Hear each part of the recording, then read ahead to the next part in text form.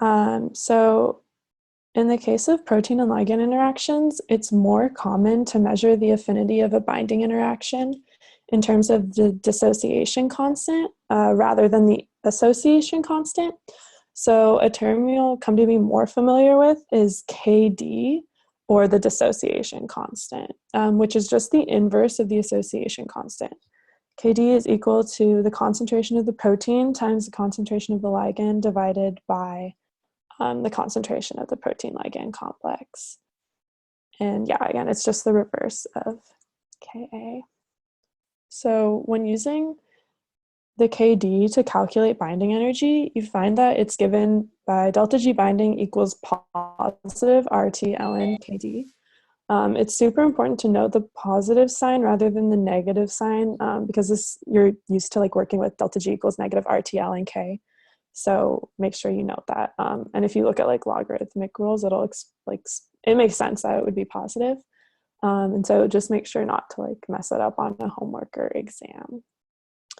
One of the more confusing aspects of the dissociation constant is its dimensions.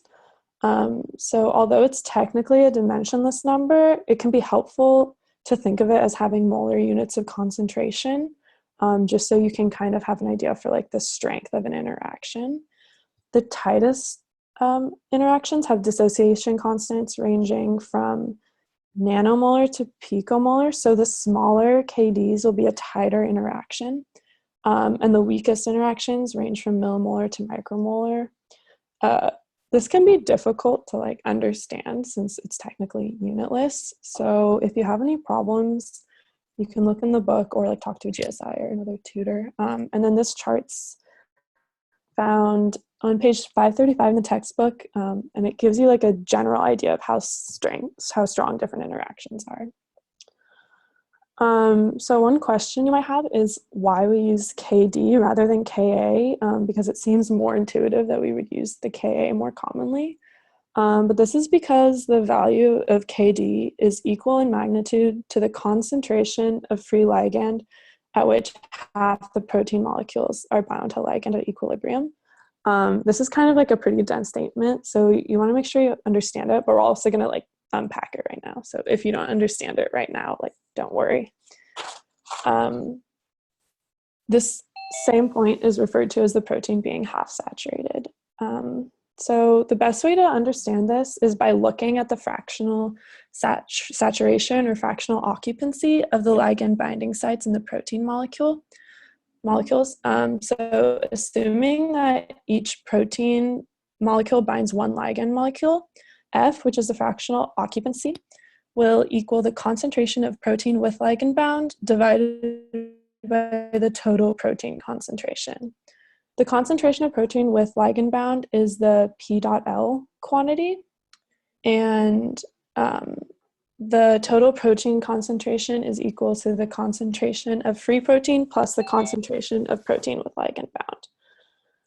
Since we know that the KD equals the concentration of free protein times the concentration of free ligand divided by the concentration of protein with ligand bound, which we noted earlier, we can derive this equation, which is that P.L equals P times L divided by the KD.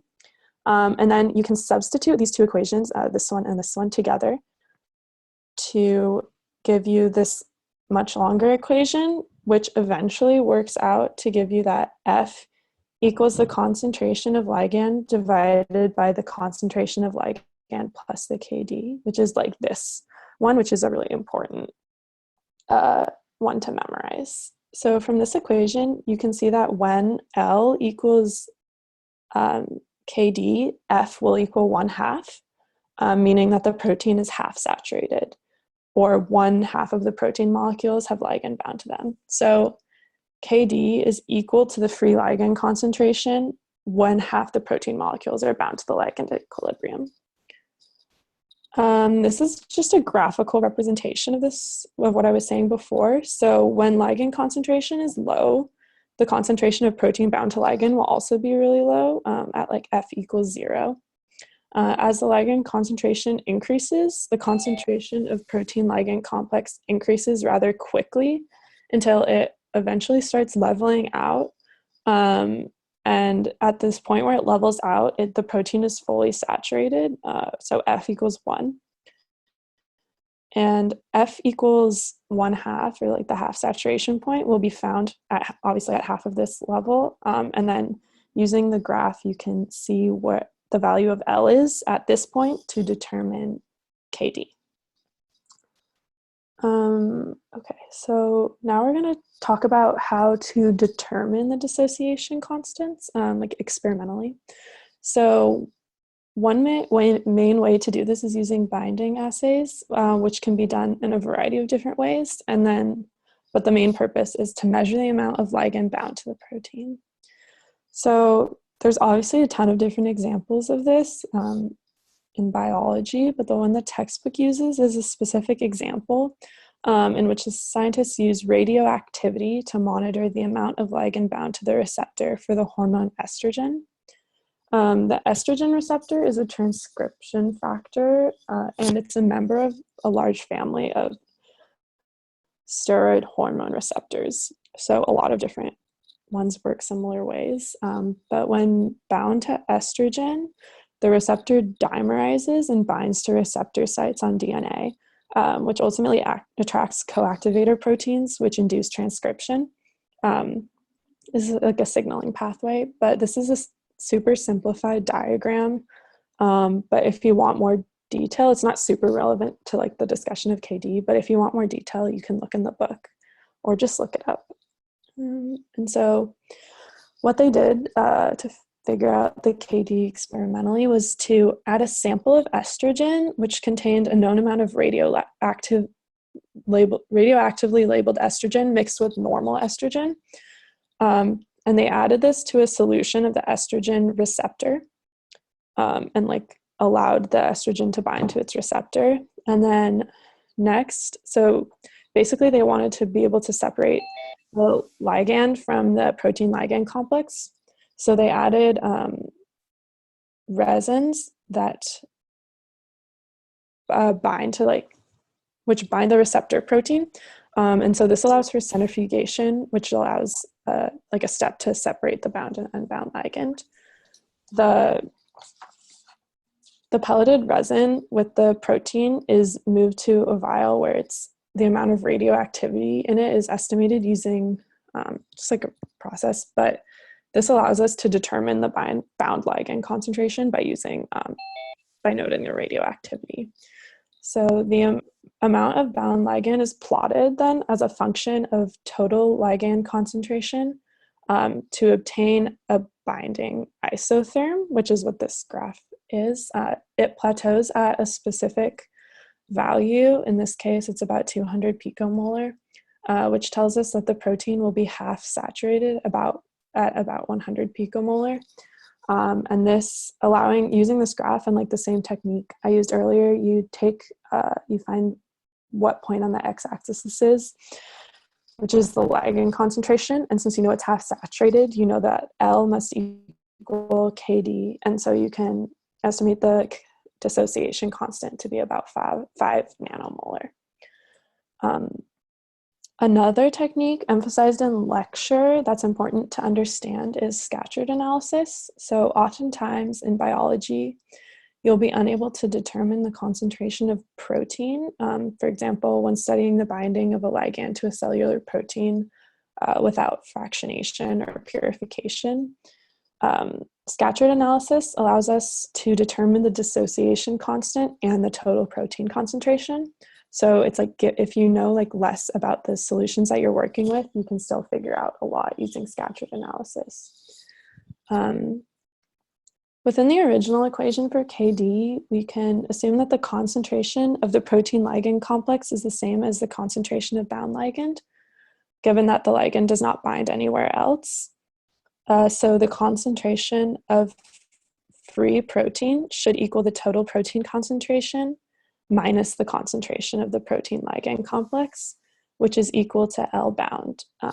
So when plugging into the original KD equation, we find that KD equals total protein concentration minus concentration of bound ligand times the concentration of free ligand divided by the concentration of bound ligand, which is what's given in this final one. And then this is a complex equation, but if you rearrange it, you'll find that the concentration of bound ligand divided by the concentration of free ligand is equal to -1 divided by the dissociation constant times the concentration of bound ligand plus the total protein concentration divided by KD, or the dissociation constant. And this final equation is known as the Scatcherd equation, and it tells us that the ratio of the concentrations of the free and bound ligands is related linearly to the concentration of the bound ligand.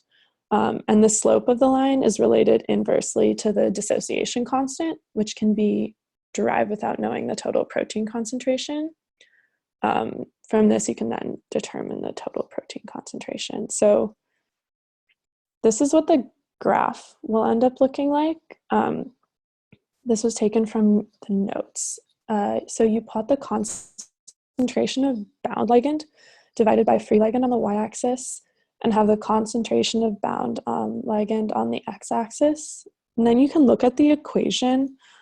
It's in a standard y equals mx plus b format. So y is the ligand bound divided by ligand, and then the slope is -1 over kd, and the b, or intercept, is p total divided by kd.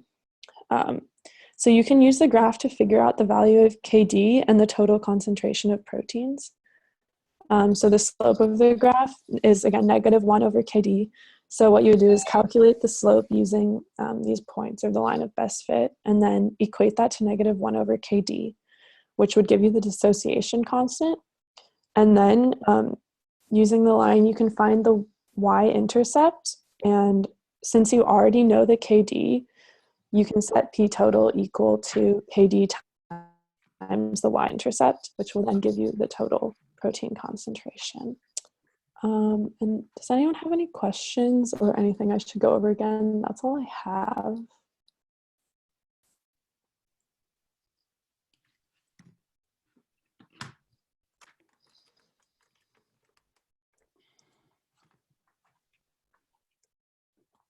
Okay. If no one has any questions, then that's it.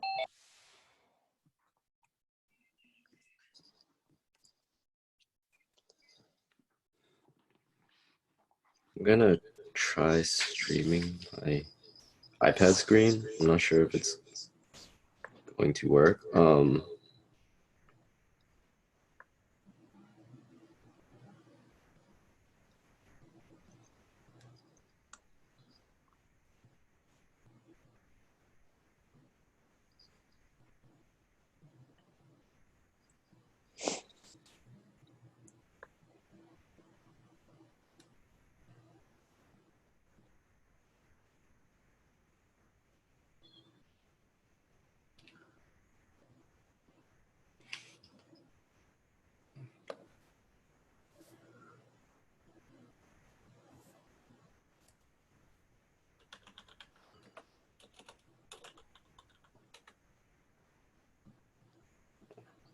Okay.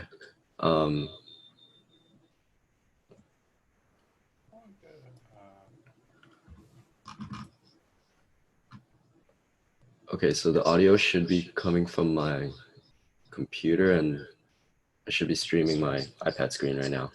Okay, so I'm gonna go over kinetics. It seems like your professor didn't really go over it in as much detail as mine did, so please let me know if anything I'm saying doesn't make sense. So just a brief introduction to kinetics. Kinetics, it just tells you what the rate of the reaction is.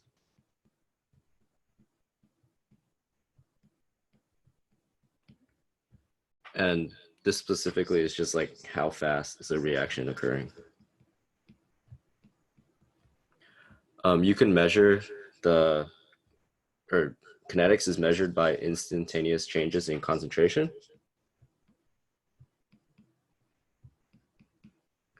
Which means that you'll be dealing with derivatives a lot, and it will be the derivatives specifically of concentration. over time.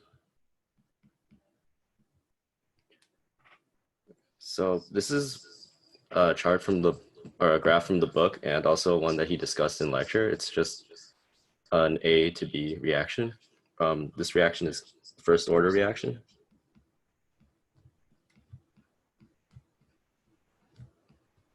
And I think you can tell what kind of reaction it is based on how many reactants there are going into the products. And he went over how to, or he kind of, it's in the graph, I guess, but so the rate of this reaction would be the derivative of the concentration of A over time, which is also equal to the negative derivative of the concentration of B over time. It just depends on which of the either which A or B you're measuring from. It could just as easily be negative, the negative derivative of A over time equals the derivative of B over time. This is just saying that A is appearing at the same rate as which B is disappearing. And he also gave you, I think instead of using KF and KR, he used K off, and then he just gave you that negative KF A equals KR of B. This is, or these are both equivalent. This is how you would measure reactions in terms of rate laws. So from lecture, he said that after you solve, you can take the, you can take this, and if you integrate it, you'll get something like this. And then he kind of just left it at that. This is just the integral of this from above. I would go one step further. Something that he didn't say is that you can actually use this to solve for the concentration of A at any time, given that you know the original concentration of A, the K for the reaction, and the time you're looking for specifically. And this is just for a first order reaction.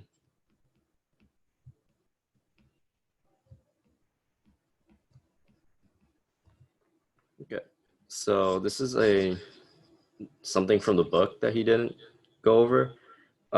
It's just a better look at how you would write out reaction rates for something like this, a generic equation. So we're gonna measure it in terms of the disappearance of the reactants and the appearance of the products. So that's why both of the reactants, we're gonna measure it out in terms of negative. So this is just the general way you would write this out.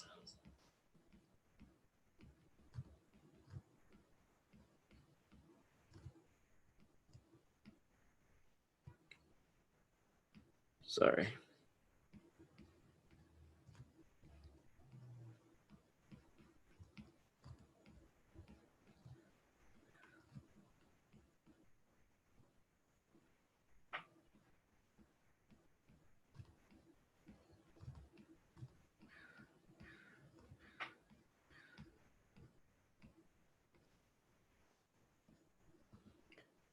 So you can take something like this and just apply it to any time you have actual, or like an actual chemical reaction.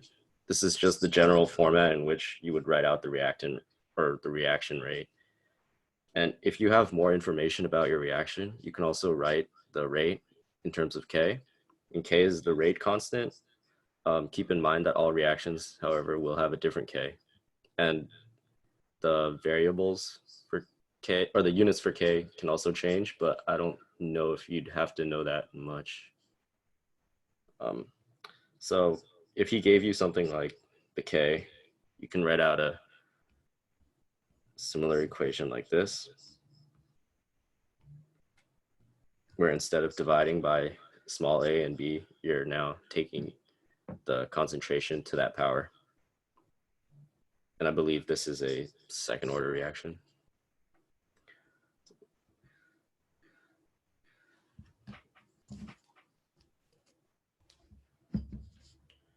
So he went over this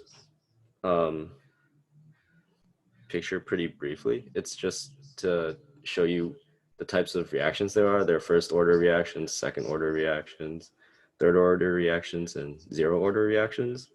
You probably won't need to know more than just these four. And I also don't know if you need to know third order reactions, just because I didn't have to cover it, but I'm not sure. I would check with your GSIs. So what I wanted to show you about this was that just like how you could come up with this if you take the integral of the rates, you can also take the integral of these and derive similar equations for concentration at any time for each of these reactions. So for the zero order reaction, if you take the integral of the rate law, you'd end up with this, and the rate would just be k, because you don't have any reactants. For a zero order reaction, the rate is independent of the reactants. It only depends on the k, I guess. So for a first order reaction, we already saw this. This is just a rearrangement of what you were shown. And this would come from this. For a second order reaction, you'd end up with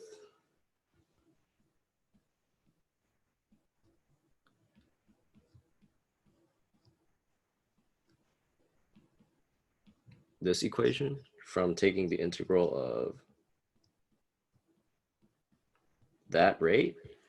And again, these are just equations for solving for the concentration of A, given that you know the original concentration of A, the time of your reaction, and also the rate of the reaction. I'm not sure if you're going to have to deal with half-life, but I left a brief thing. So for half-life, it's just the time that it takes for 50% of the original sample to degrade. It's the time that it would take to go from the original A to 50% of A, and you solve for these by plugging those in and solving for the time. These are just equations for you to find the half-life quickly. Again, I'm not sure if you're covering this. It's just there in case you need it. So he went over rate limiting steps, which are just the slowest step in a series of reactions.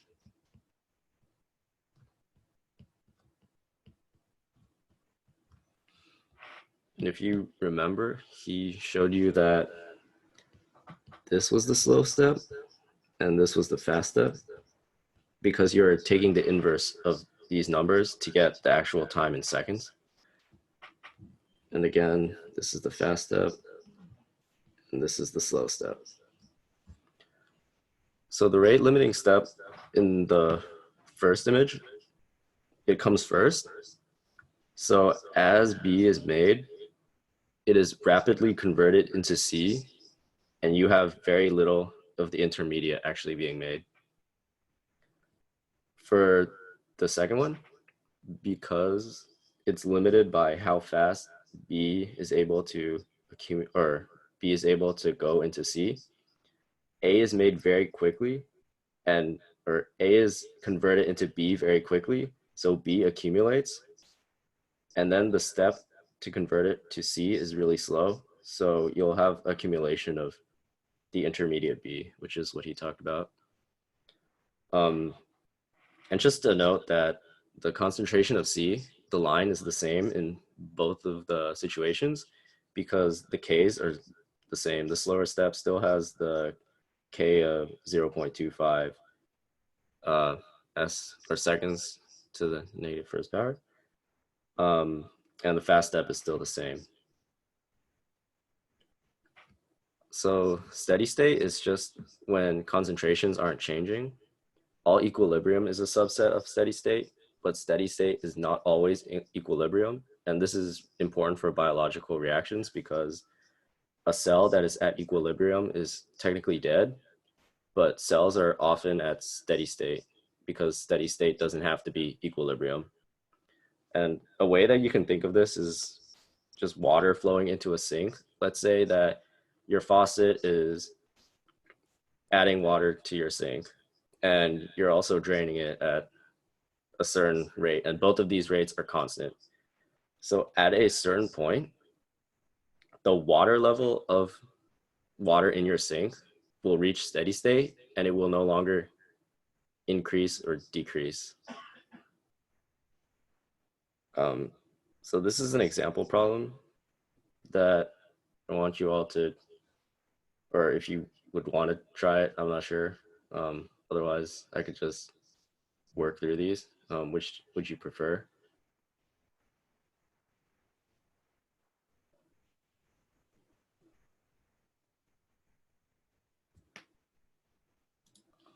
Okay, I guess I'll just work through these. So in this equation, or in this problem, you're just looking to write out the rate equations for each of the species. So you're solving for the derivative of the concentration of A over time, as well as B, C, D, E, and F. And so A, because nothing is adding to A is only being siphoned away to B. You can just write it in terms of negative K1 concentration of A, because that is the rate at which it's disappearing into B. As for B, B is being made by A.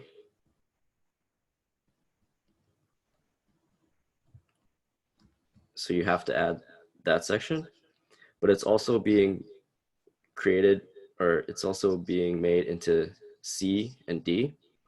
So you're losing B.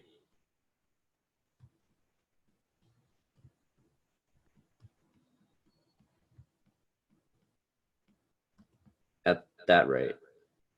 So that's you have to look at what you're focusing on, which is B, what is making B, and what is B made into, and then you have to consider all of that in terms of your rate equation. So similarly to C, because C is not going anywhere, but B is creating C, you're just gonna have to write out the equation for the creation of B. For D, D is not going anywhere, but B and E are both made into D. So you'd write that out as well.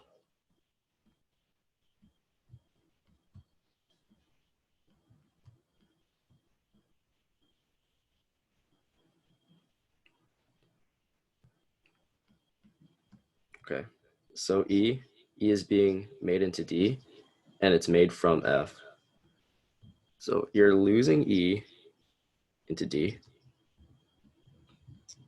but you're also gaining it from F.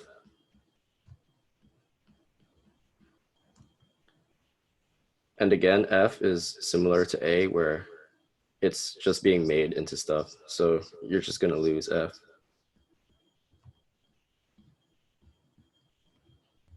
Okay, and that's all I have. Does anyone have any questions?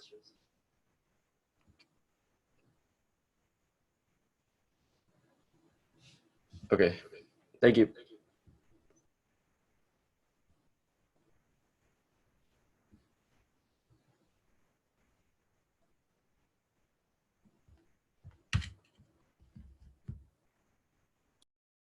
So since we have some time left over, we can just take questions from the chat about anything, I guess.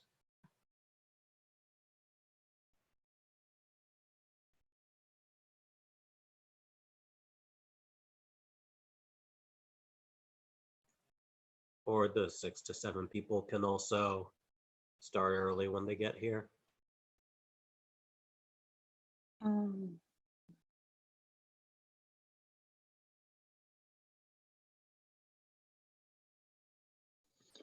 John, this is Roz, one of the 67 tutors, and if Roshan is not here because he's supposed to start with the first problem, but if he's not here, I'm gonna start it if no one has a question.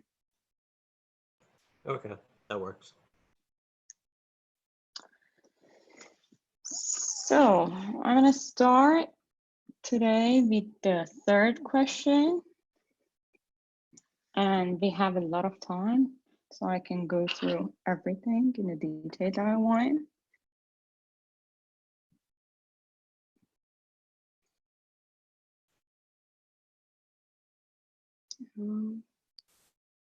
Okay, can you see my screen? Yeah, it's working. Yes. For question number 3, first I'm gonna go over some easy basic things that I looked at your notes. They weren't like your professor assumed that you guys are gonna go and read the chapter 12 of the book and learn this stuff on your own. So that's the reason it's given in the problem set. But since we have extra time, I'm gonna try to go over some of them. First of all, imagine that you have a protein here, and then you have your ligand.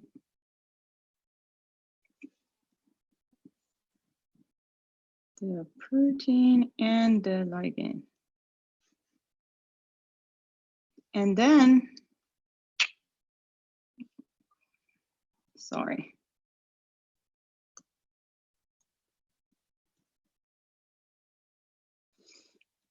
Okay, this is the protein, this is the ligand, and this is your protein ligand complex, both of them. So if we look at this equation as an equilibrium, for the forward reaction, I can write the rate of reaction. So in order to do the forward one, or also association, rate that I'm going to show with K association, I can write the concentration of products, that is P dot L, over concentration of the protein and concentration of the ligand. And this is my association forward. For the backward reaction,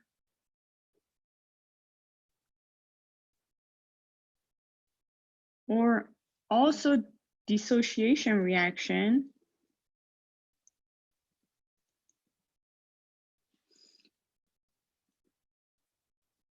now I'm going from this side to the other side. So for that, I'm going to have the KD that is going to be equal to the product that now are my protein and ligand separately, and the protein bound to the ligand as a reactant. As you can see, my Ka is 1 over Kd.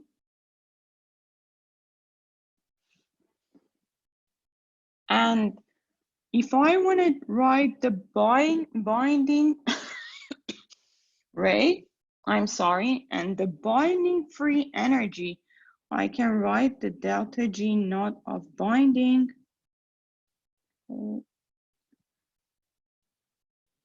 equals to delta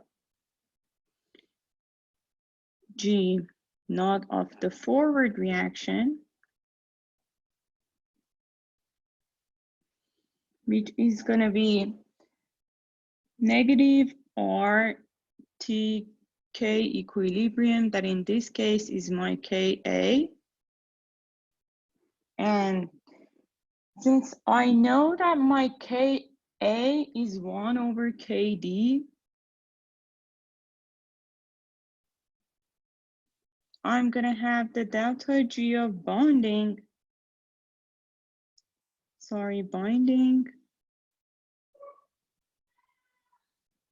equal to, now negative, it's KD to the -1 power, which is the negative is gonna come, oh, I'm missing the log here, which is gonna be positive RT ln of KD. Pay attention to this positive side. Since KD is K of dissociation, it has the -1 power that comes out of the ln and makes it positive RT ln of KD. So this is the first part. In the second part, I'm gonna go over the fraction bound graphs. This graph is from, again, chapter 12. You can read the description of it to just have a better understanding. But in order to solve problems with fraction bound, I can write my F or fraction bound as the concentration of the protein bound to the ligand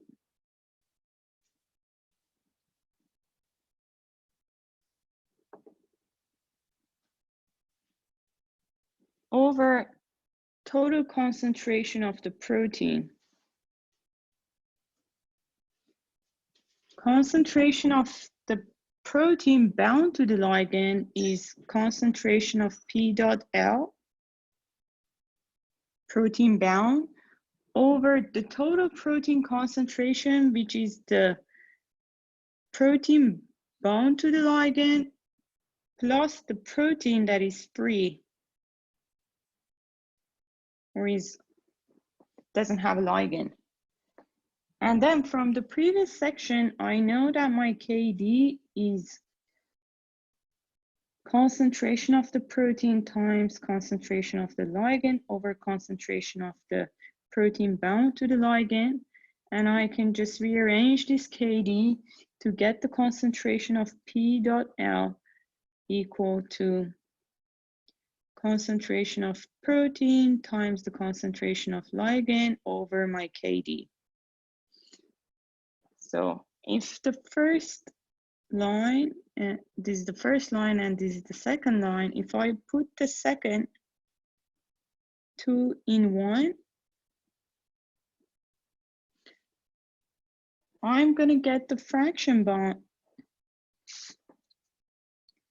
as a concentration of protein over ligand over KD, again, over concentration of the protein plus, again, P dot L, which is concentration of the protein times the ligand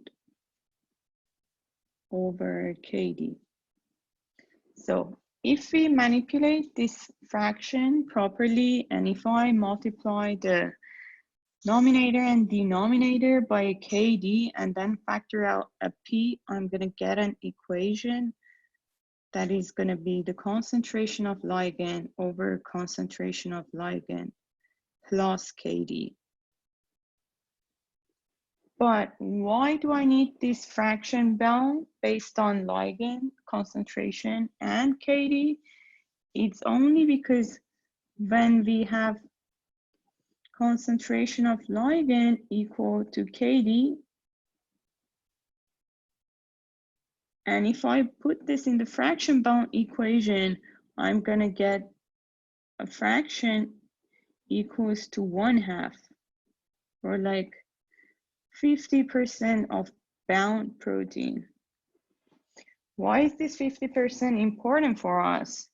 It's because if I have a graph like the one that I have here, and if I can see a part where the graph plateaus, like this section, which happens because of saturation.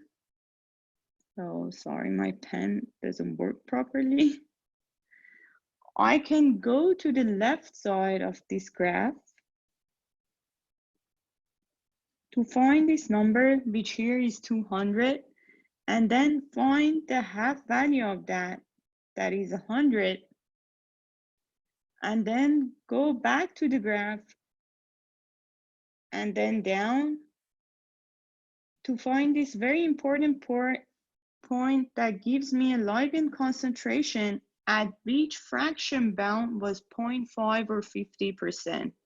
This ligand concentration is Kd. So one more time, we find the F1, go to the left, and then to half amount of whatever we found, and then we just cross it with our graph to find the Kd that is equal to ligand concentration. Now I go to your question number 3 diagram that is shown here. It happens at 300 Kelvin, and it's binding of a drug that changes the fluorescence of a tryptophan residue in a protein. Tryptophan has 2 rings and a conjugated double bond system that can just absorb light and then fluoresce after. Therefore, for this graph, we have the highest point that is 200, but this point is not what we want because we don't get saturation here. It continues, and based on the first part of your question, the saturation happens at 300. So I'm going to redraw the fraction bound graph again. The bottom, it's going to be something like this.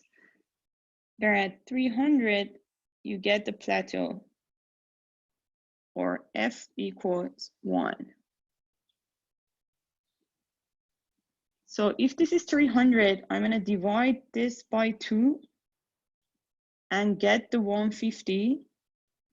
Then I will move toward the diagram and then downward to find the Kd,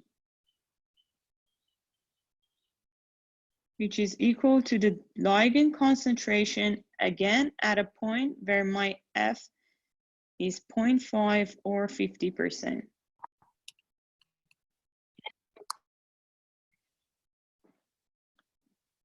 So to answer the first part of the question, in the I, you're asked when the drug is added at very high concentration, the fluorescent reaches a plateau value of 300. And it asks you to explain why the fluorescent value do not increase beyond 300. Why don't we get a better like fluorescent or higher intensity? And the reason can be because there is no empty active site, right? Because we add ligands to our enzymes, and every time that we add the ligand to an enzyme, you can think of it as a switch that is turned on. And the number of switches that are turned on versus the ones that are off can give you the fraction bound. But if you add enough ligand where there is no more active site left, you're going to get all of your switches turned on and there is no off switch to turn it on anymore. So think about that and then answer your first part based on what I said. In the second part, you're asked that based on the data that you're given, what is the value of the dissociation constant, or Kd, for the drug binding to the protein, and you're asked to explain the answer. So as I gave you the explanation, you're going to go back to the graph that you had here. We got the plateau at 300. And then we went to this half of it that was 150, and then found this point here. And then there you go. The only thing that you have to be very, very careful in your exam and problem set is the unit for KD. Here, you're gonna express your KD in the units that is shown here because you have the KD equal to your concentration of the ligand, and your concentration of ligand is in nanomolar units. Then you're asked to find the free energy of binding, or the delta G, that I just found at the first part to be equal to positive RT ln of KD. And then you have the KD value from the previous question, and you can put it in and use that to find the delta G of binding. In the fourth part,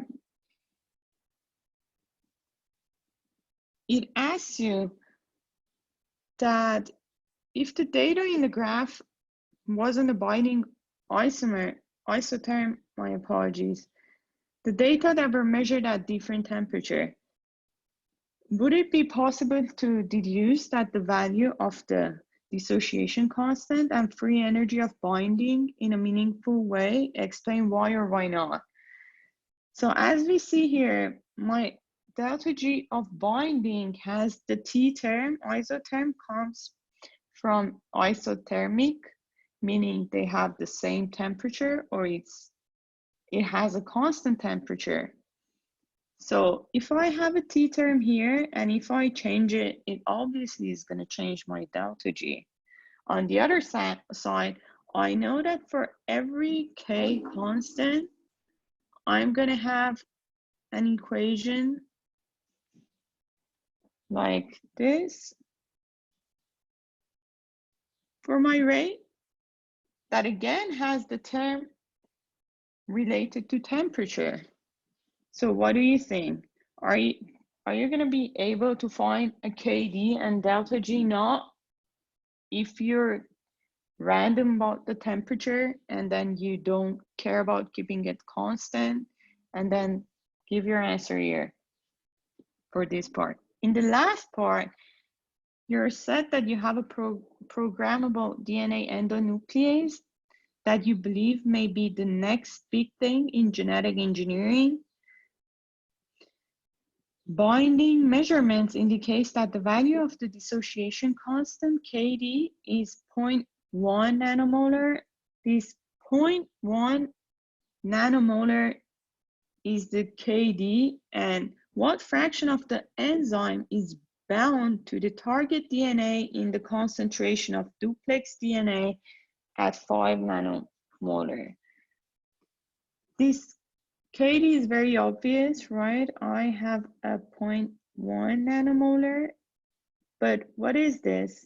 You can think about the endonuclease as a protein like Cas9, and then the double-stranded DNA or the target DNA here is going to be your ligand.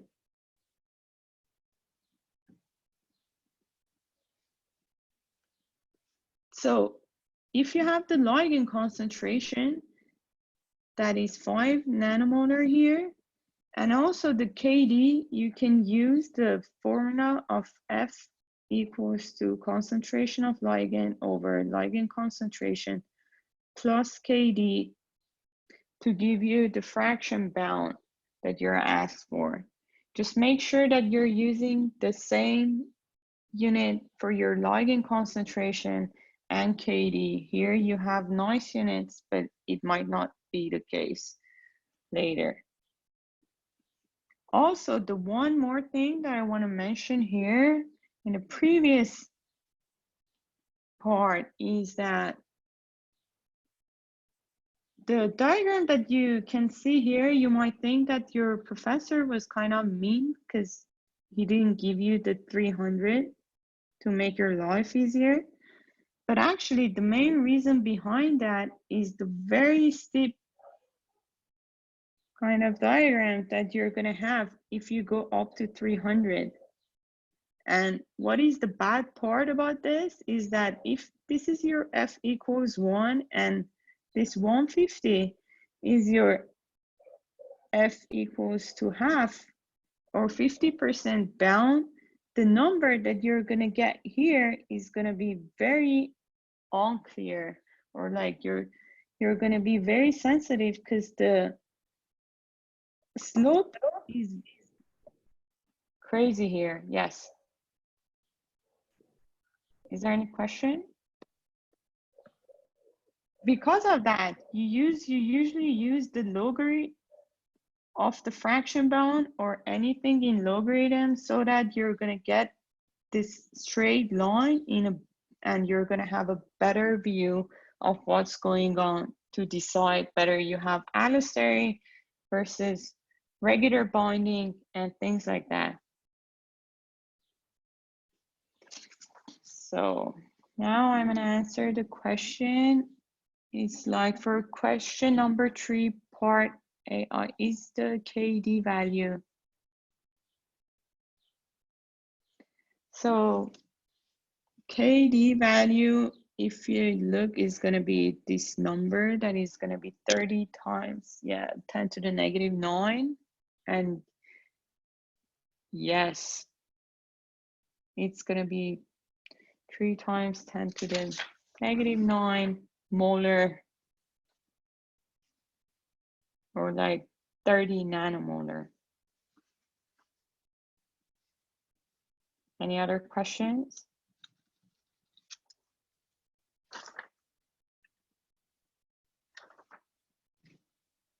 Can you hear me properly?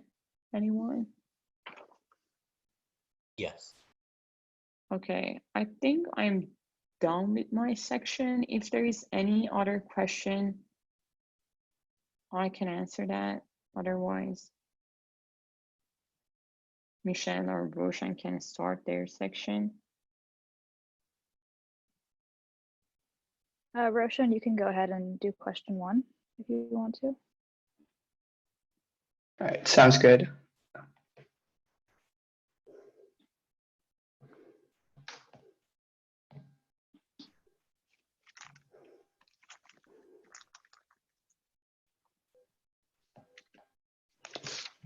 Sorry, give me 1 second.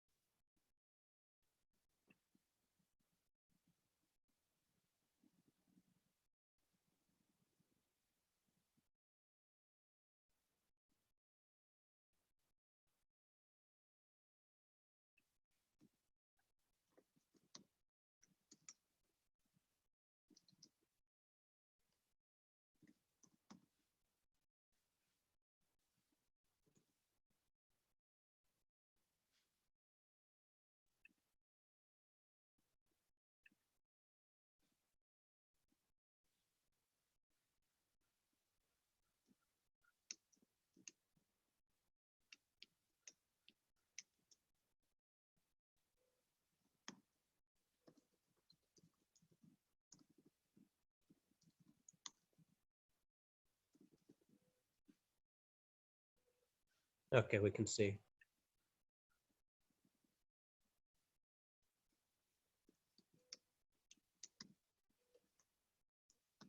All right, cool. So I'll get started with question 1. In question 1, we're looking at the first step in glycolysis. And then we're asked a few questions about the change in free energy with respect to this equation right here. And then for this question specifically, we'll be using this equation. The delta G is equal to delta G naught plus RT times natural log of Q. And it's important to note that in this equation, I think the lecturers went over this quite a bit, but delta G here, this one refers to the delta G of the system, while this delta G naught refers to the delta G under standard conditions, which I believe is 1 mole of everything and 1 ATM and either 0 degrees Celsius or room temperature, I can't remember. But yeah, this is basically delta G under specific conditions. Oh. All right, so part A tells us that the magnitude of the free energy change for this reaction is 17.3 kilojoules per mole. And we want to know, and it says that it's a standard free energy change, which means it's referring to delta G naught. And then it asks us if the sign is positive or negative and to explain why. So if we actually look at the equation, we can see that this reaction is coupled to ATP hydrolysis, which we know generally has a really negative delta G value. So it's pretty safe to assume that the delta G naught here is less than 0 because it's coupled to ATP hydrolysis.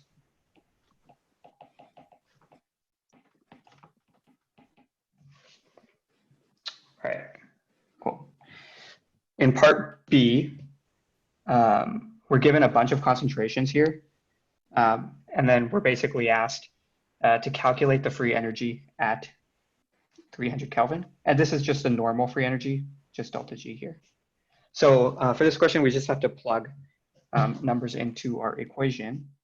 Delta G is equal to delta G naught plus T Q. Delta G naught, we know from the question above, is negative 17.3. RT is approximately 2.5. And I think we can use the approximation here. And then finally, our reaction quotient, just straight from this equation, is the concentration of glucose 6-phosphate times ADP over glucose times ATP. Yeah, also keep in mind that this 2.5 value for RT is specific to when the temperature is 300 Kelvin. All right, cool. And then this will give you some number. That would be the answer to this question. All right. In part C, we're told that that glucose is like, there's no more glucose left, or there is glucose, but no more glucose is allowed to enter the cell.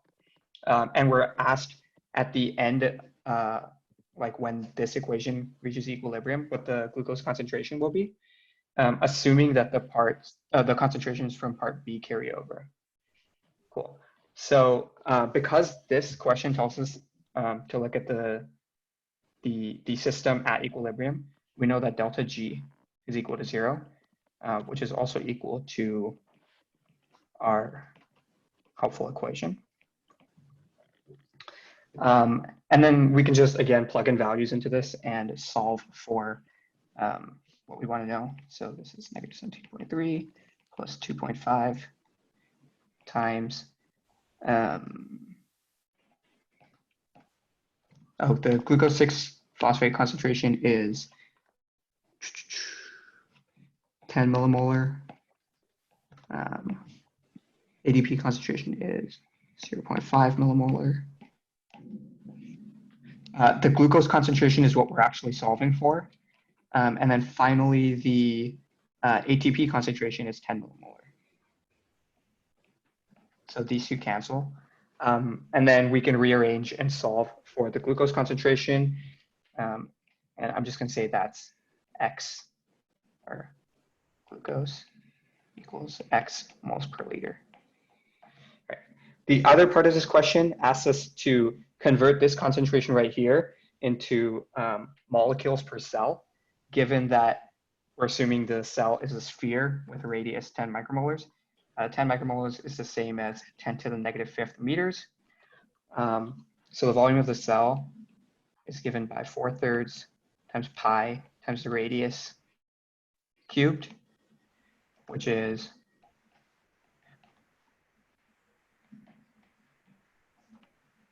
that mass. And then we can multiply this by 10 to the third liters per meter cubed to get this volume in liters. And I'll just call that Y liters. And then finally, we can combine this number right here, the Y liters, with the concentration we got up here, X moles per liter, to get our final answer. And that isn't, that's the entire question. All right, so a question says, wait, isn't micrometers 10 to the negative 6? Yeah, it is, but there's 10 micrometers. So that's 10 times 10 to the negative 6, which is 10 to the negative 5. All right, any other questions?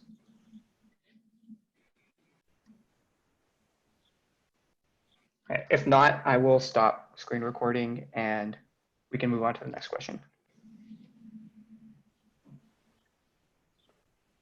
Okay, I will go over question 4 and part A through C, and just give me a sec to share my screen.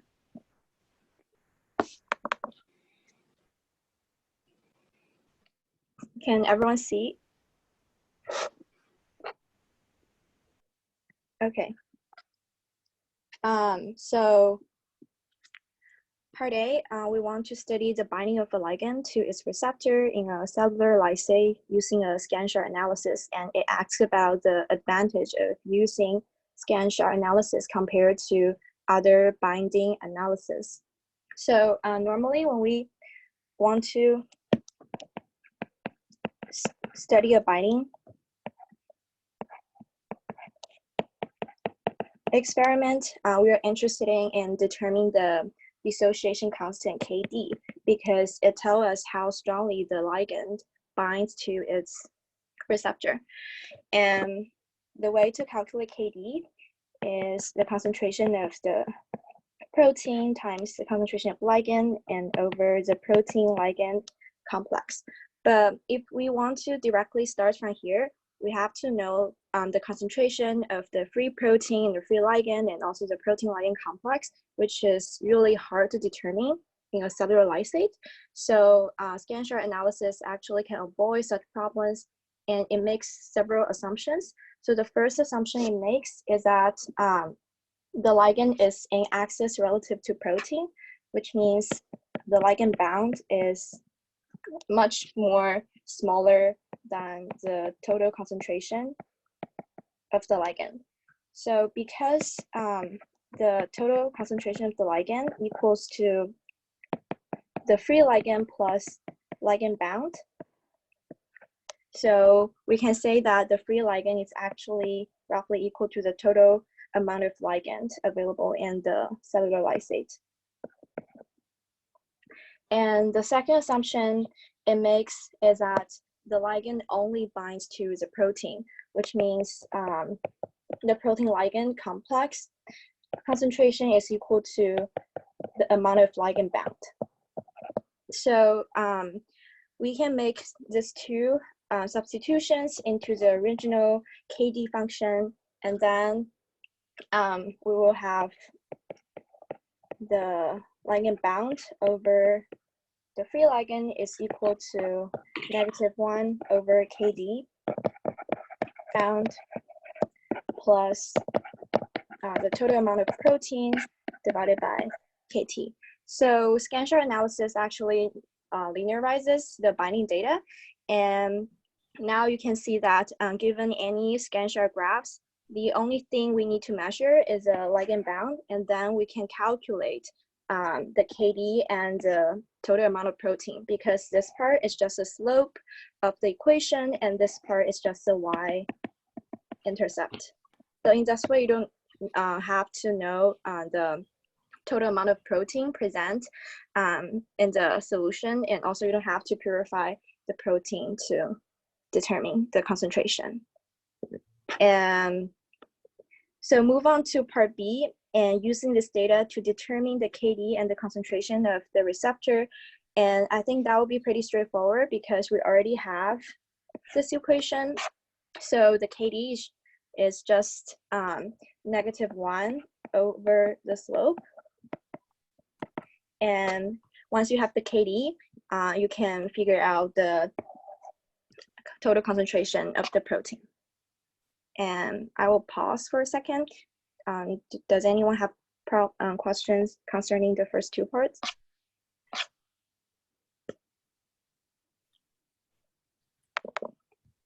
Yeah, because I cannot see the chat. So if you have any problem, just unmute yourself and speak. And otherwise, I will move on to the next part. So part C here is a binding graph for a non-allosteric binding between a protein and the ligand. And the part 1 asks you to determine the KD. And it's different from the previous one because now the x-axis is a logarithm of the ligand, and the y-axis is fraction bound over 1 minus fraction bound. So how do we connect these two variables to KD? So as you may recall from the lecture, so fraction bound is just how much protein is bound compared to the total amount of protein. So fraction bound is equal to the amount of protein bound over the total amount of protein. So that's the fraction of protein bound and also the free protein. And 1 minus fraction bound is just the fraction of free protein over the total amount of protein. And because we want to connect this two thing to the KD, so actually what we can do is, so fraction bound over 1 minus fraction bound is equals to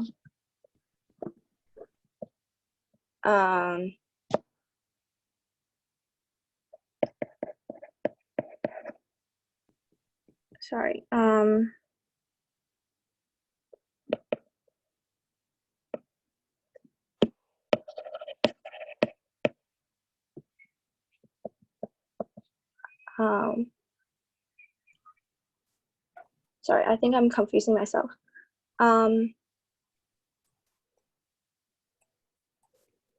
Oh, okay, yeah. So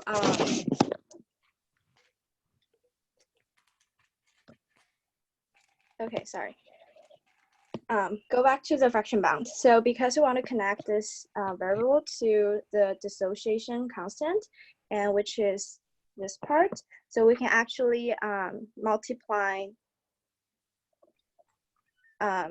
L and divide it by the protein ligand concentration, both to the denominator and numerator. So that will give us, so fraction bound is equals to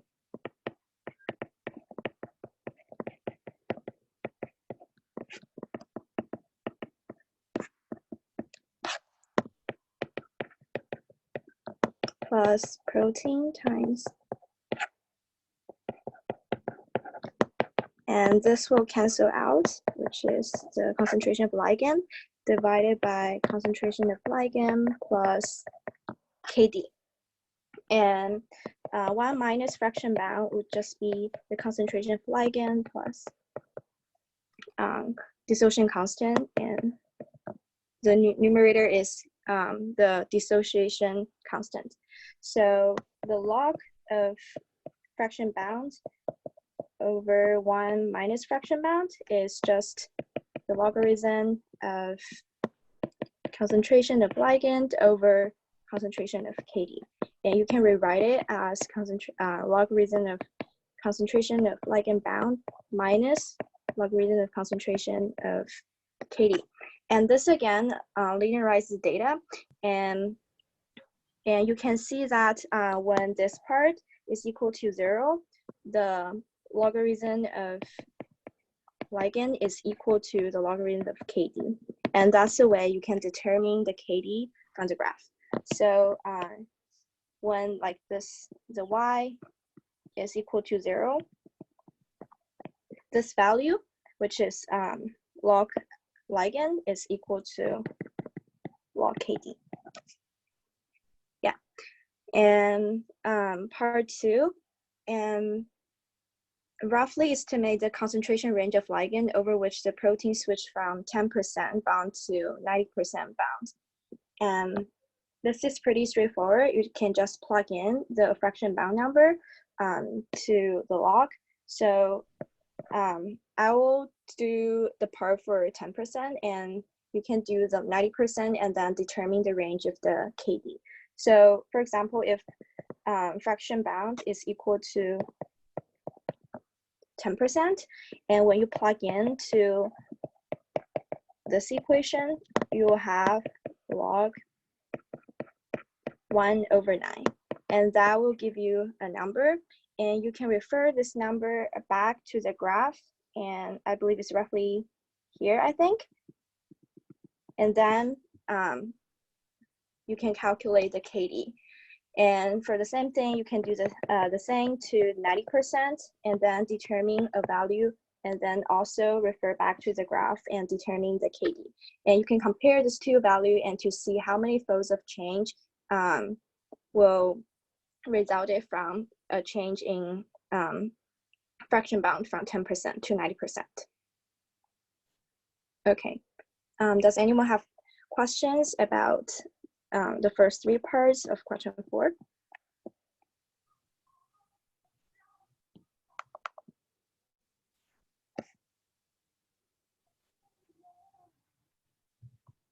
Okay.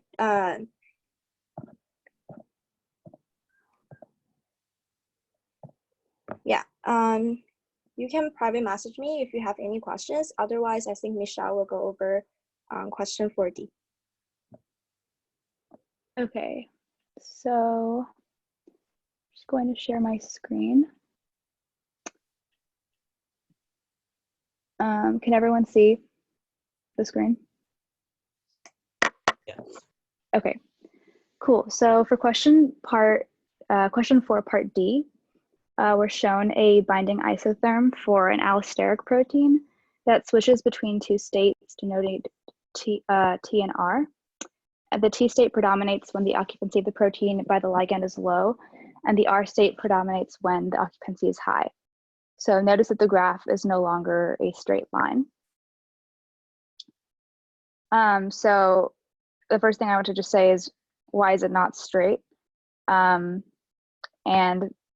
that goes hand in hand with kind of what allostery is, which you may have already, had a sense of from the content review, but that I would just remind you. So allostery is basically the idea that the activity of the protein is modified by interactions that occur at a distance from the active site. So that's this idea that there's communication between two sites. So here's kind of a diagram that just shows this. So a protein has two sites, and there you have this T state where the ligand concentration is low, and the first ligand can bind, but it binds with difficulty, basically. And then after the initial binding event, that triggers a conformational change in the protein, so that in the new conformation, the ligand has a higher affinity for binding, and this new conformation you call the R state. So that's kind of what's going on here broadly. And so if you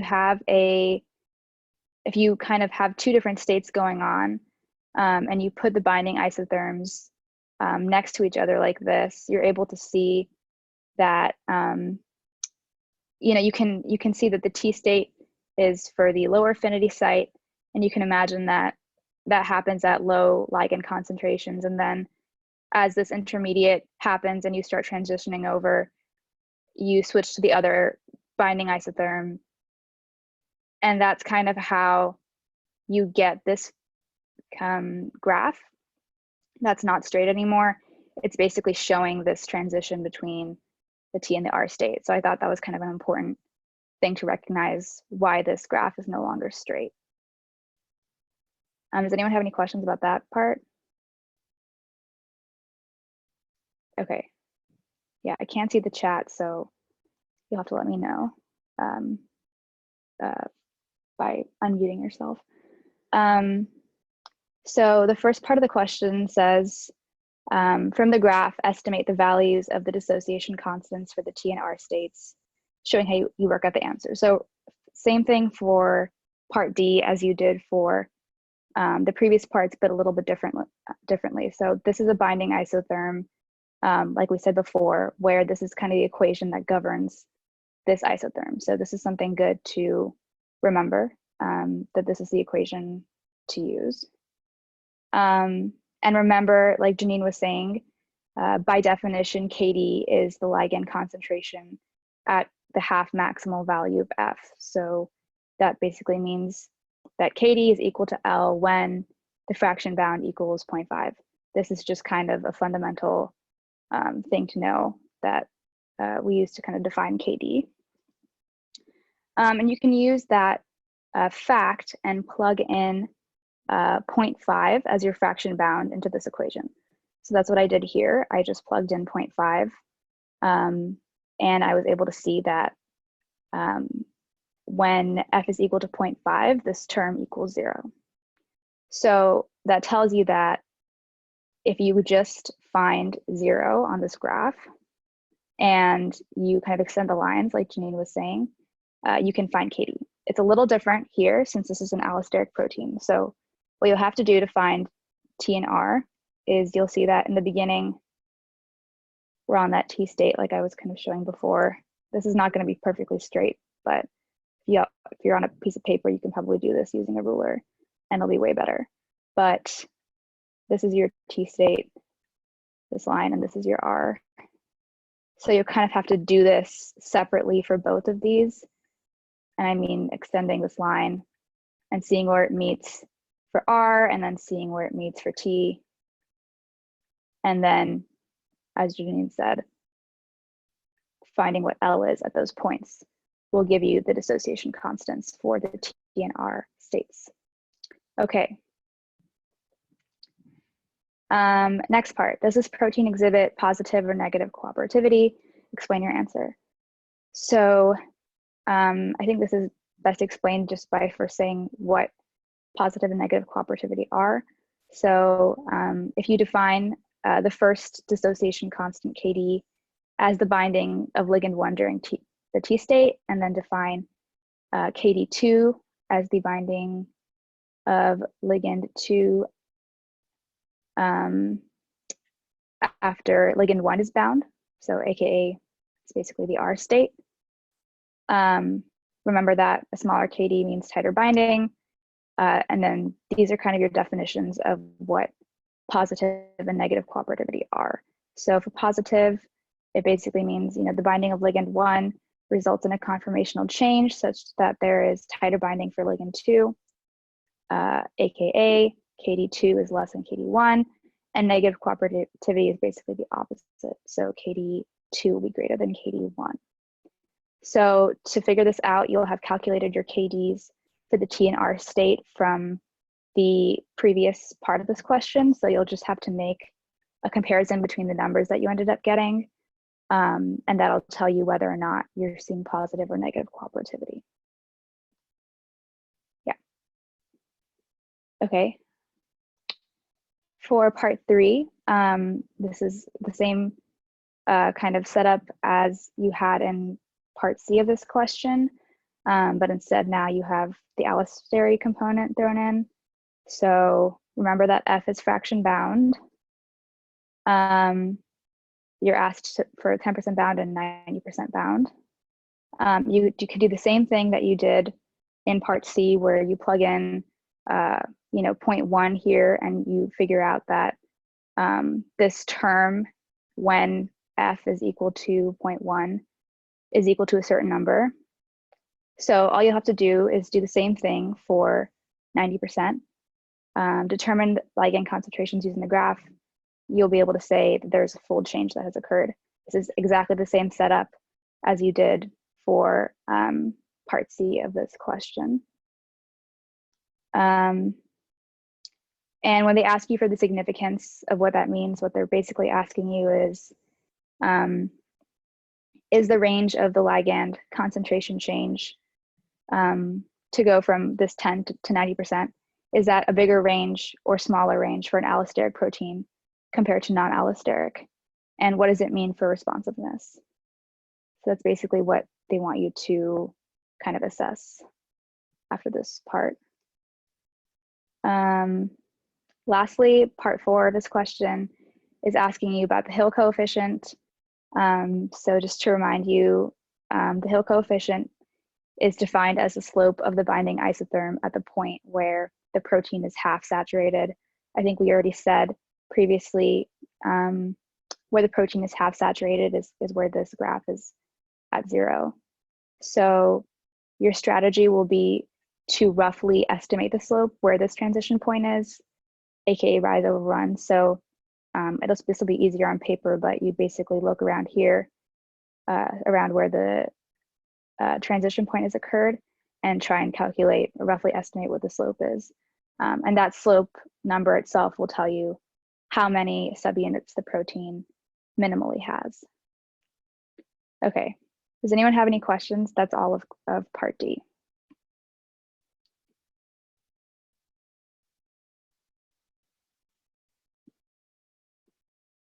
Any questions at all?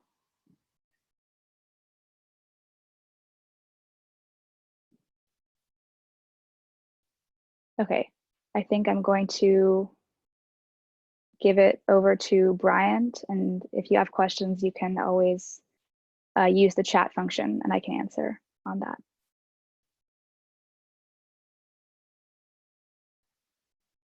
Okay, hi everyone. I'm gonna go over question 2. So let me just set up my screen really fast.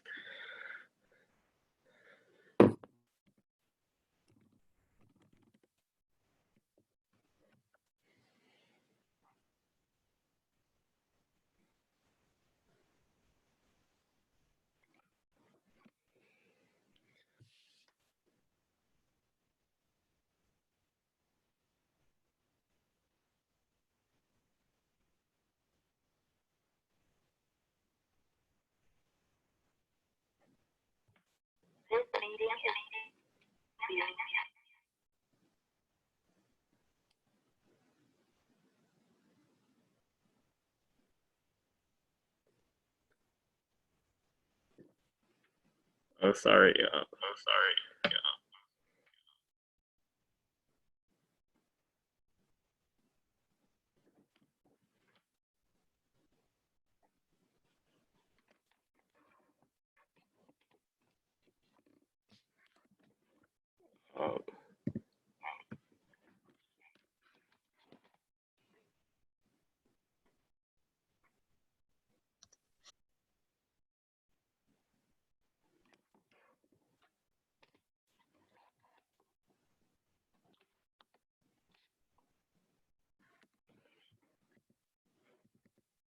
Okay.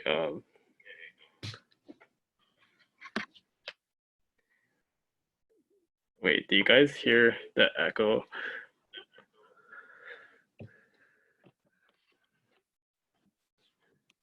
Yeah, a little bit. Let me figure out how to turn it off. It's not too bad.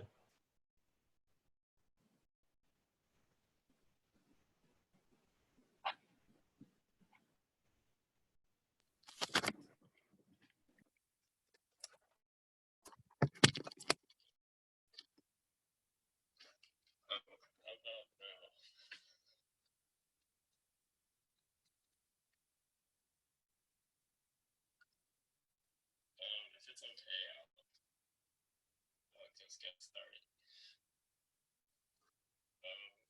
Hopefully you guys can see this question. It kind of looks blurry on my computer.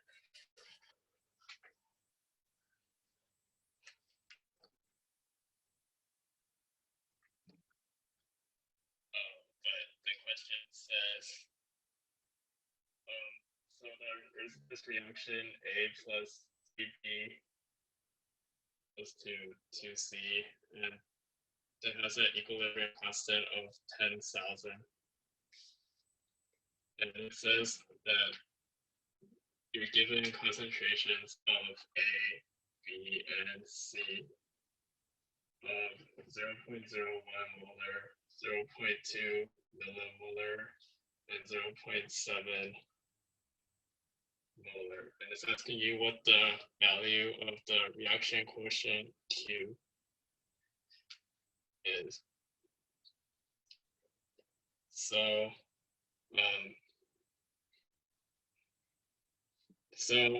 basically, you have to recall what the reaction quotient Q is. So what the reaction quotient Q is that it's basically the same as the equilibrium constant K, but instead of using the concentrations of all of the reactants and products at when the reaction is at equilibrium, you can use arbitrary concentrations of reactants and products. They can be whatever you want. And in this case, it's asking, since it's asking you with the reaction quotient, it's asking you for the reaction quotient at these given concentrations. You just have to plug them in to figure out what the reaction quotient K is. So the reaction quotient K or Q is going to be the concentration of the products to the power of 2, because that is the exponent. The coefficient, the stoichiometric coefficient is in the exponent of the equation, and this is going to be over I think the paper is really blurry. Oh. Yeah, maybe if you can move the camera a little lower. It's a little far from the page, so it's hard to read what you're writing.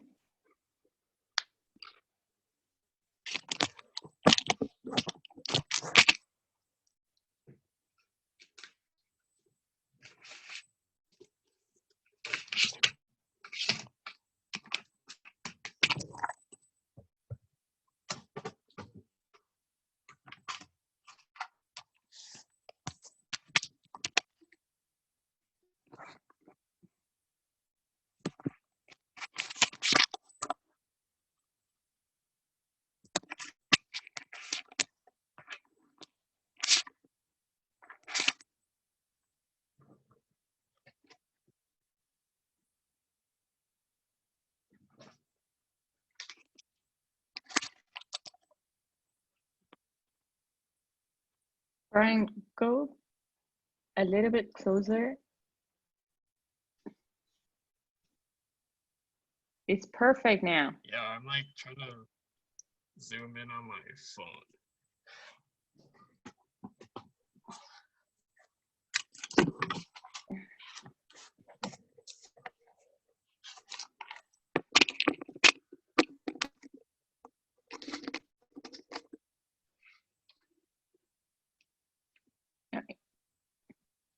It's perfect. If just try to write a little bit bigger so that it's going to be easier now. The distance is perfect. Just forget about the distance and then write your answers bigger so that everyone can see the answer. Okay, I'm sorry. Could you repeat that? Just write your answers, whatever you're writing down on the paper, in bigger size. Because everyone has the question. Okay, yeah. They don't need to read the question. Okay. Okay. Yeah. Okay. So, like I was saying, basically the reaction quotient Q is just going to be the observed concentration of your products in the reaction over the observed concentrations of your reactants. Well, I mean, with some of them, with your products and reactants having exponents corresponding to the coefficients of the reaction. So in this case, the observed concentration of C is going to be to the power of 2, and the observed concentration of A is going to be to the power of 1, and the observed concentration of B is going to be to the power of 3. So in this case, basically to calculate the reaction quotient Q, you just plug in the values of that you were given. So in this case, 0.01 molar and 0.2 millimolar and 0.7 molar for A, B, and C, and that's what your value of Q is going to be. So now it's asking for part B, will the reaction proceed spontaneously to the left or to the right? So in order to figure out this question, we can use the equation that relates the reaction quotient with the free energy change of the reaction, delta G. And delta G is going to be what tells you the direction that the reaction is going to go in. So the equation is delta G, the energy change, is going to be equal to the standard free energy change of the reaction plus RT ln of Q, the reaction. Well,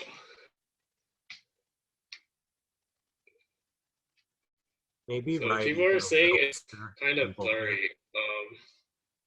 I'm sorry. This is, yeah, as John said, it might be a bandwidth problem because I've been having lots of trouble like using Zoom without plugging in my Ethernet cable, and this is on my phone. So I'll do my best. Yeah, maybe just. So this is your equation. And so in this case, what the standard free energy change or delta G naught is going to be equal to is negative RT and of KEQ, which is the equilibrium constant, and we know that that's 10,000. So in this case, we can basically use log properties to combine these two numbers or these two values into one like equation. So using log properties, we can get this ratio of Q over KEQ.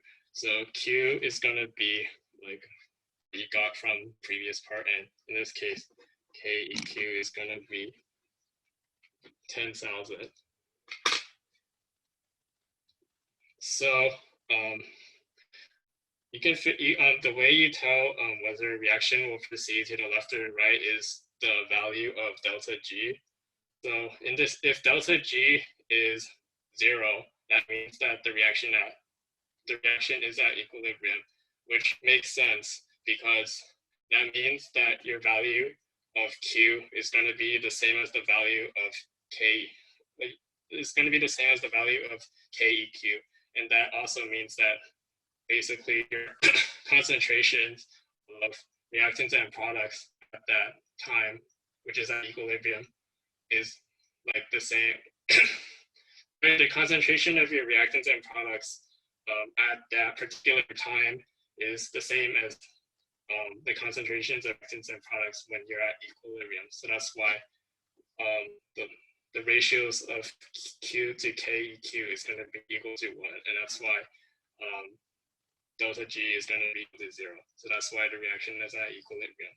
And when delta G is positive, that means that ln of Q over KEQ is going to be greater than 1, which means, and the reaction will proceed to the left.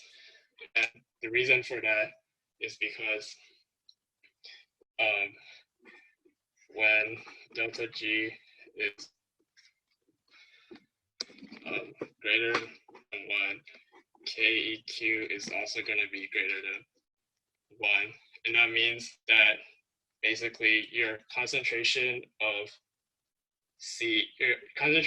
products is gonna be like higher than the concentration of products when your reaction is at equilibrium. So in order to get to equilibrium, your reaction has to go to the left, or it has to go backwards. It has to go to the left in order to go to equilibrium.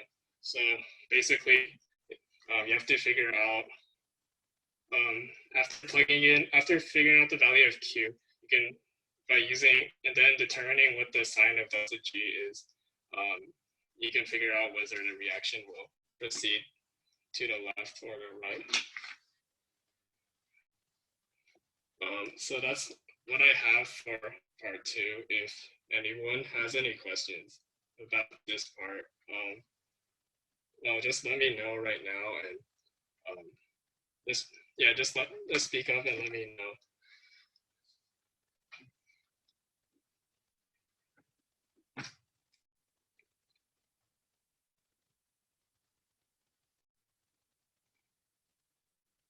Okay, if no one has any questions about this part, we can move on to question 3 with Arad.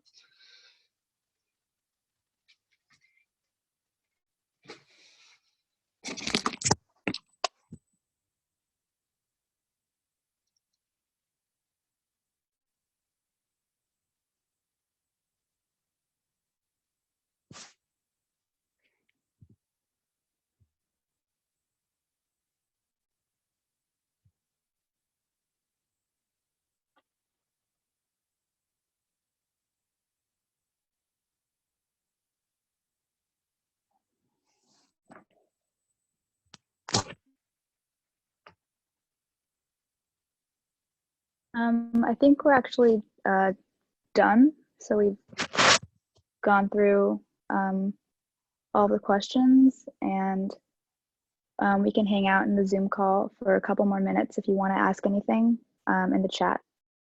But yeah, good luck on the problem set.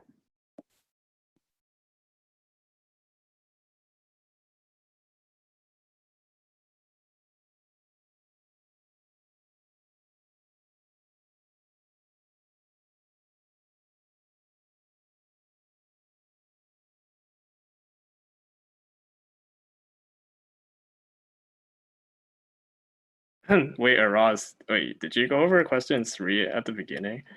Yes, I did. Oh, okay.